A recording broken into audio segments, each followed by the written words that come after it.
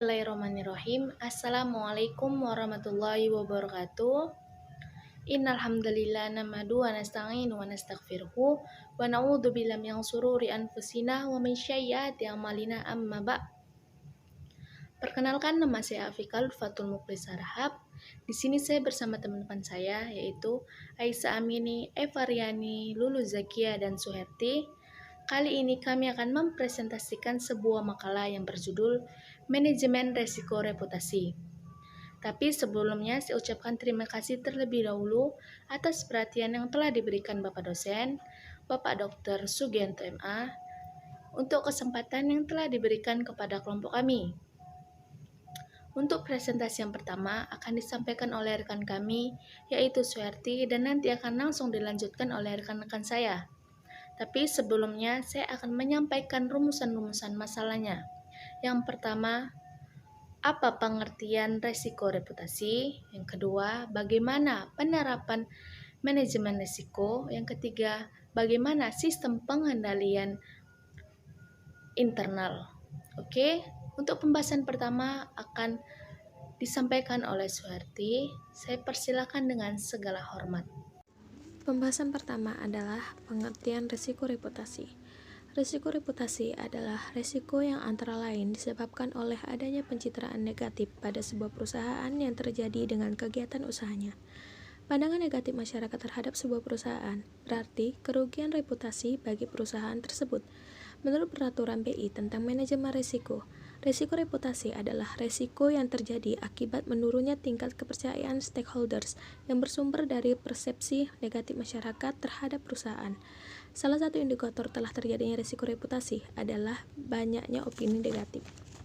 Dampak dari kejadian risiko reputasi pada umumnya menyebabkan kerugian non-finansial bagi perusahaan. Perusahaan melakukan identifikasi risiko reputasi yang melekat pada aktivitas fungsional tertentu, seperti pengkreditan atau penyediaan dana, treasury dan investasi, operasional dan jasa, pembiayaan perdagangan, teknologi sistem informasi dan MIS, dan sumber daya manusia.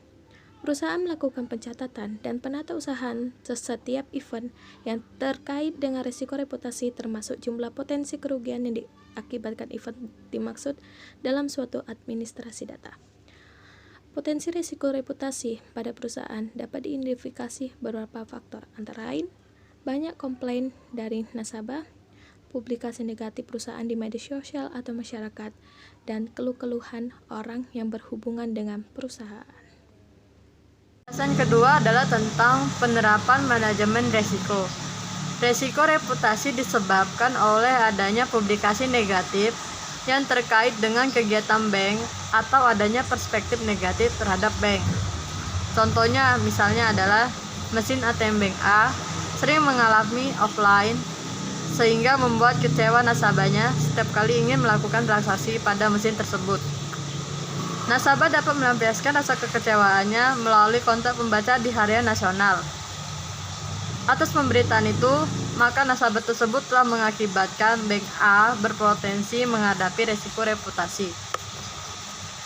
Hal-hal yang sangat berpengaruh terhadap reputasi adalah manajemen, pemegang saham, pelayanan yang disediakan, penerapan prinsip-prinsip syariah, dan publikasi. Kegagalan manajemen risiko reputasi dapat menimbulkan penarikan besar-besaran dana pihak ketiga, menimbulkan masalah likuiditas, ditutupnya bank oleh otoritas, dan bahkan bisa mengalami kebangkrutan.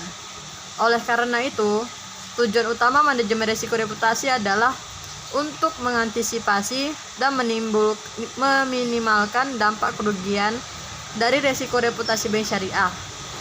Risiko reputasi dalam bisnis dapat bersumber dari berbagai aktivitas bisnis bank syariah.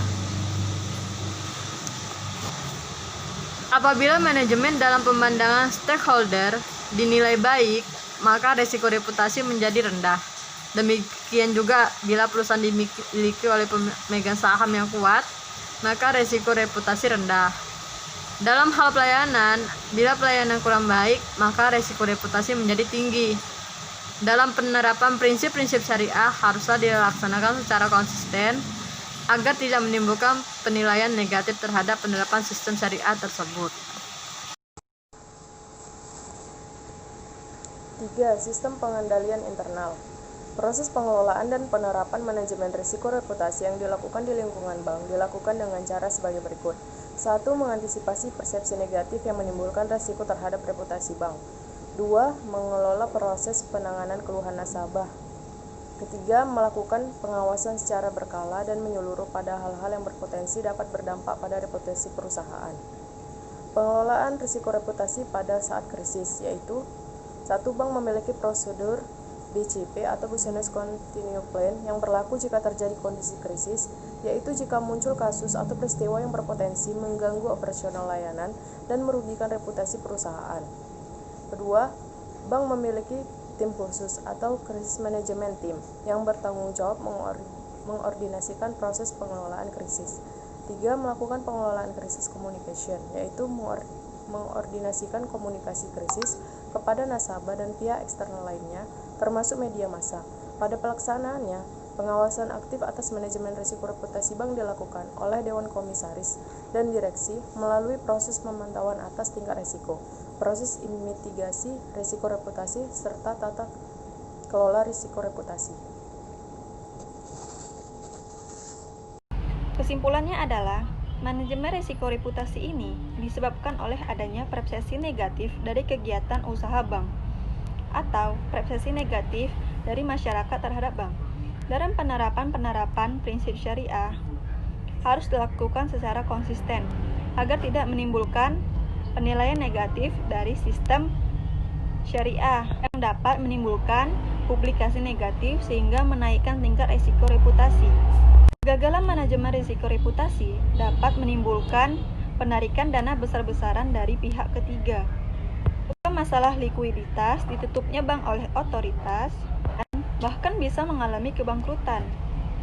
Karena itu, tujuan utama dari manajemen risiko reputasi adalah untuk meminimalisirkan masalah risiko, antisipasi dampak kerugian dari bank syariah. Sekian presentasi dari kami. Terima kasih atas perhatiannya. Jika dalam presentasi kami ada kekurangan, silakan kepada teman-teman untuk menambahkannya nih dengan referensi yang lain. Tapi kalau teman-teman merasakan manfaat dan lebihnya, silakan untuk men-share kepada teman-teman yang membutuhkan.